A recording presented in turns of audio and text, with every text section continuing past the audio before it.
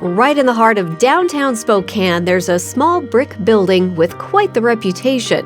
With a bright and beautiful interior and plates that are just as eye-catching, Wild Sage certainly is a treat. We've lived all over the country, and this is one of the best. It's a good balance of fine dining and casual with freshly sourced, locally ingredients. I try to create a platform where people can have memories to remember. They might not know exactly what they ate, they might not know exactly who waited on them, but they know that they had a good time. Garth Hicks is the managing partner for Wild Sage.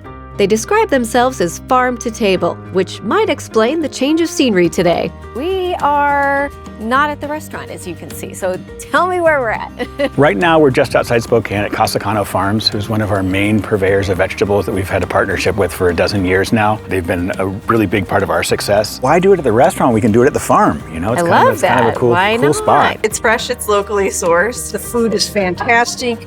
Service is great. It is fine dining, but still very relaxed. It doesn't get better than that. From the farm, we get everything from tomatoes to greens to microgreens to really fun plating stuff like watermelon radishes. And they'll just always come in and say, hey, isn't this cool? And we geek out with them. You know, it's like, yeah, that is really cool. What are we going to do with it? Don't go anywhere, because later in the show, Executive Chef Elijah and I are going to make a special dish made with vegetables harvested right from the farm. And then the nasturtium leaves, like on the outside? Oh, I probably do here. Okay. You know, I